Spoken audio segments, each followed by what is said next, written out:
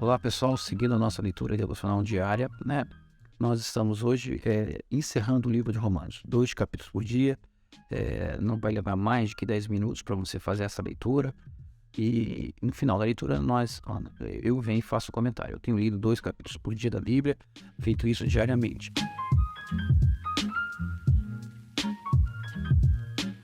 Hoje nós encerramos o livro de Romanos, no Novo Testamento, capítulo 15 e 16.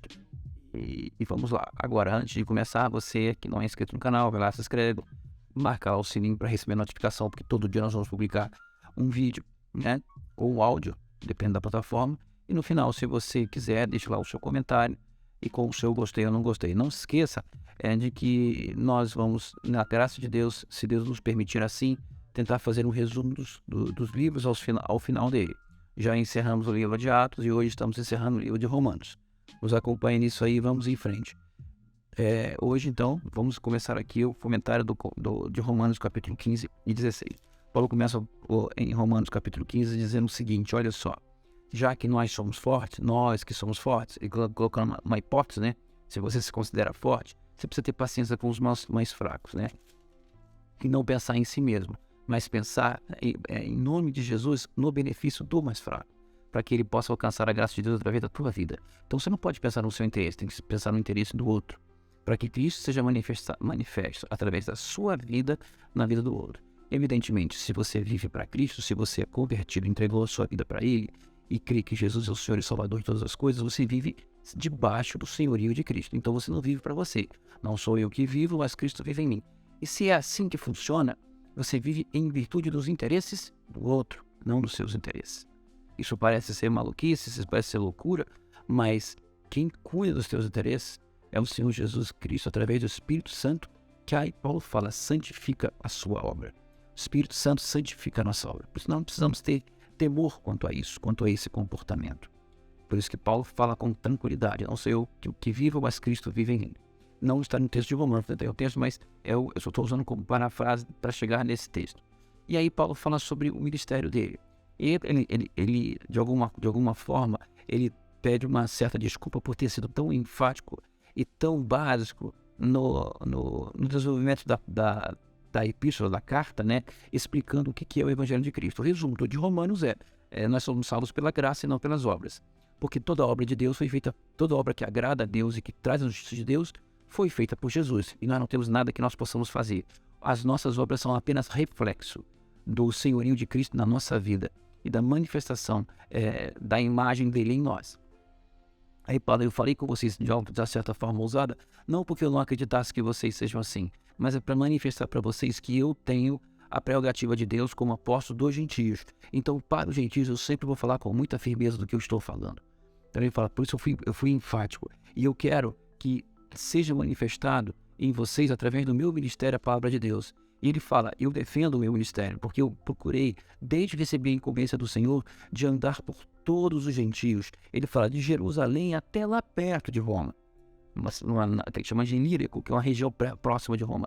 Lá eu andei por lá 3 vezes, fazendo essa viagem para lá e para cá, pregando o Evangelho de Cristo, e preferencialmente aonde o Senhor não tivesse sido anunciado, para que eu não pudesse colocar em lugar onde já tivesse sido plantado.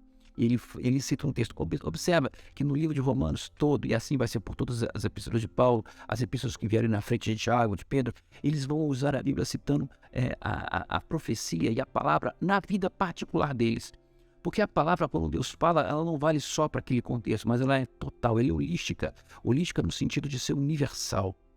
Vale para você, vale para mim e vale para todos. E ele fala, hão de vê-lo aqueles que não tiveram notícia dele, e compreender os que nada tinham ouvido a seu respeito. Então ele fala, isso também se cumpre em mim, quando eu vou lá naqueles lugares mais escondidos e prego Jesus para quem nunca ouviu. Também vai se cumprir em você, em mim, quando nós saímos e pregamos a Jesus para quem nunca ouviu, ou pregamos a Jesus para quem nunca entendeu, ou abrimos os olhos em nome de Jesus através do Espírito Santo para aqueles que nunca compreenderam. Essa palavra também se cumpre em nós.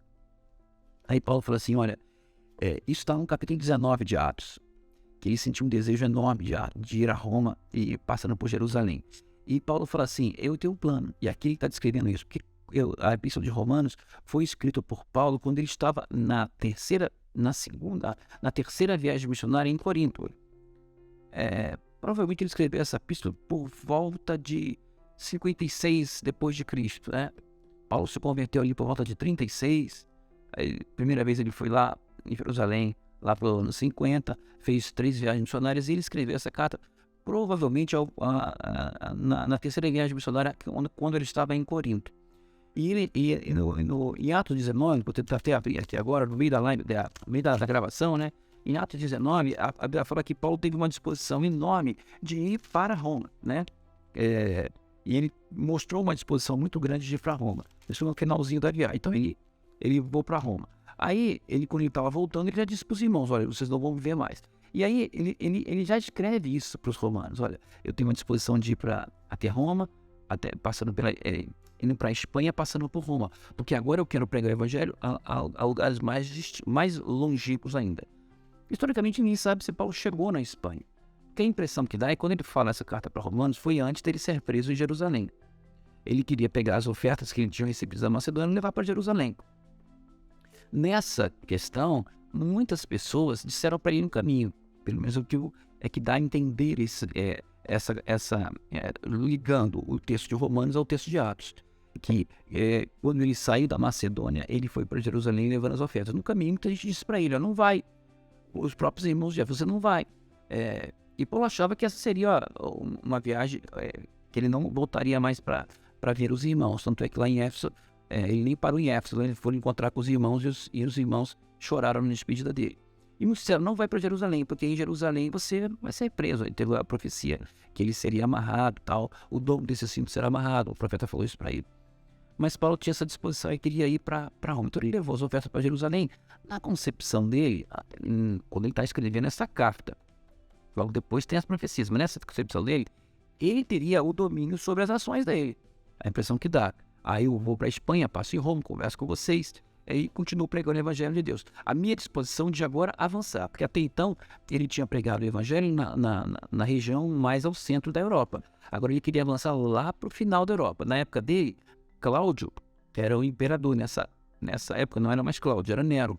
Mas um pouco antes, Cláudio foi o imperador que expulsou os judeus de Roma, porque era um homem muito religioso, queria implantar a religião romana mesclada com os gregos, e ele expulsou Priscila e Áquila. Nós estudamos lá em Atos que Priscila e Áquila foram expulsos de Roma, e Paulo os encontrou em Corinto, né? E aqui em Corinto eles trabalharam fazendo tendas, foi Priscila e Áquila. Nessa época eles já tinham voltado para Roma, porque Paulo saúda eles, né? Saúda Priscila e Áquila, meus cooperadores em Cristo, logo no capítulo 16. Por que eu estou dando esse cenário todo? Porque havia uma disposição de Paulo de ir nos seus próprios meios para Roma. Ele queria ir além, ele queria ir na Espanha. E que tinha a ver com a questão com Cláudio, porque Cláudio foi um imperador que expandiu bastante o Império Romano. Ele não só passou pela Espanha e Portugal, como ele chegou lá nas Ilhas Britânicas, na Inglaterra. Então havia uma expansão do Império Romano feito por Cláudio, e que Paulo já queria ganhar lá na Espanha. Não se sabe se Paulo chegou na Espanha. O que se sabe é que os planos dele de passar em Roma, por conta própria, não foram dessa forma. Nem sempre o que nós fazemos de plano é a forma como Deus faz, ainda que os nossos objetivos é Deus que leva à frente, mas do jeito de Deus. Então Paulo não só foi para Roma do jeito de Deus, sendo preso em Jerusalém e levado para Roma para ser julgado, como do jeito de Deus, que pareceu não ser agradável pessoalmente a Paulo, porque ele foi preso, mas ele atingiu os reis, os imperadores e os senhores. Então você veja que já na Epístola de Romanos, quando Paulo escreve, ele tinha a disposição de ir, porque ele sabia que Deus o levaria para Roma. Mas do jeito de Deus, Deus levou ele para Roma do jeito como Deus fez. E Deus sempre faz assim. E Deus usa sempre as melhores maneiras para nos tratar, para nos levar à frente, para levar o Evangelho. Paulo era ministro de Cristo, ele queria pregar aos gentios. O desejo dele era pregar aos gentios. Aonde houvesse uma porta aberta, ele iria lá.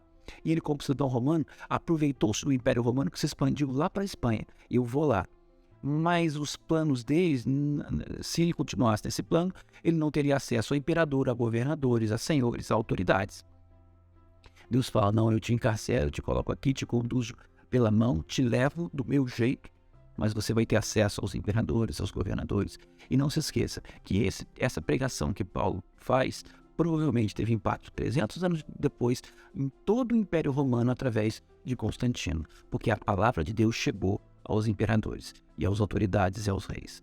Então, veja, ainda que nós façamos planos, a resposta e a forma vem de Deus, porque Deus é o condutor de toda a ação. E quando nós nos dispusemos a fazer a vontade dele, é Deus que vai levar adiante. E aí Paulo termina a carta dando uma demonstração a muita gente, falando com muitos irmãos, falando inclusive que tem parentes, esses parentes ajudaram muito, dizendo inclusive que alguns dos parentes deles os levaram a Cristo antes, eles levaram a Cristo e eram de Cristo antes dele, ou seja, que a família fez uma obra na vida dele.